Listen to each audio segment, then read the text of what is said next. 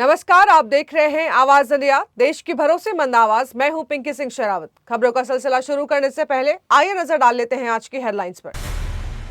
Supreme court में बढ़ेगी जजों की संख्या, राष्ट्रपति ने 37 पदों को दी मंजूरी। जनसंख्या बढ़ाने के लिए आंध्र प्रदेश सरकार का बड़ा ऐलान, तीसरे चौथे बच्चे पर मिलेंगे पैसे। राज्यभर ने अखिलेश यादव पर साधा निशाना, बोले प्रतीक की 13वीं तक तो रुक जाते। राजधानी एक्सप्रेस में लगी भीषण आग, कोटा रेल मंडल में मची अफरा तफरी। और दिल्ली एनसीआर में फिर बढ़े सीएनजी के दाम, 3 दिन में 3 रुपए महंगी। अब खबरें विस्तार से। राष्ट्रपति द्रौपदी मुर्मू ने न्याय व्यवस्था को मजबूत करने के लिए सुप्रीम कोर्ट में जजों की संख्या बढ़ाने के प्रस्ताव को मंजूरी दे दी है। इसके लिए सुप्रीम कोर्ट की संशोधन अध्यादेश 2026 जारी किया गया है। नए अध्यादेश के लागू होने के बाद सुप्रीम कोर्ट में जजों की स्वीकृत संख्या 33 से बढ़ाकर 37 कर दी गई है। माना जा रहा है कि इससे मुकदमों के निपटने में तेजी आएगी और लंबित मामलों का बोझ कम होगा। आंध्र प्रदेश के मुख्यमंत्री एन चंद्रबाबू नायडू ने राज्य में घटती जनसंख्या को देखते हुए बड़ा फैसला लिया। उन्होंने घोषणा की है कि तीसरे बच्चे के जन्म पर 30,000 रुपए और चौथे बच्चे पर 40,000 रुपए की आर्थिक सहायता दी जाएगी। ये घोषणा उन्होंने श्रीकाकुलम जिले के नरसन्नापेटा में एक जनसभा के दौरान की। मुख्यमंत्री ने कहा कि कई परिवार अब केवल 1 या 2 बच्चों तक सीमित हो रहे हैं, जिससे भविष्य में कामकाजी आबादी की कमी हो सकती है। उन्होंने ये भी बताया कि सरकार जल्द ही इस योजना की पूरी रूपरेखा जारी करेगी। नायडू के अनुसार जनसंख्या संतुलन बनाए रखना राज्य के विकास के लिए जरूरी है। कैबिनेट मंत्री ओम प्रकाश राजभर ने सपा प्रमुख अखिलेश यादव पर निशाना साधते हुए उन्हें सत्ता का लालची बताया है। राजभर ने सोशल मीडिया पर पोस्ट करते हुए कहा कि परिवार में शोक होने के बावजूद अखिलेश राजनीति करने से बाज नहीं आ रहे हैं। उन्होंने तंज कसते हुए कहा कि कम से कम प्रतीक यादव की 13वीं तक तो रुक जाते, उसके बाद राजनीति कर लेते। दरअसल अखिलेश यादव ने 15 मई को योगी सरकार के मंत्रिमंडल विस्तार और विभागों के बंटवारे को लेकर टिप्पणी की थी।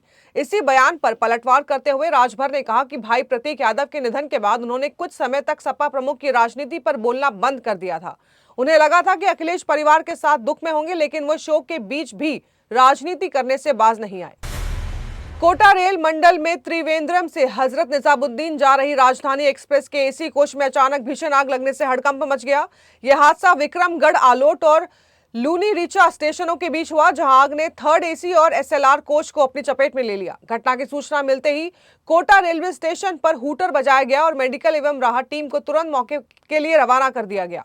रेलवे अधिकारियों के अनुसार सभी यात्रियों को सुरक्षित बाहर निकाला गया और उनके सामान को दूसरे कोच में शिफ्ट किया गया। राहत के लिए दूसरी ट्रेन भी कोटा से रवाना कर दी गई।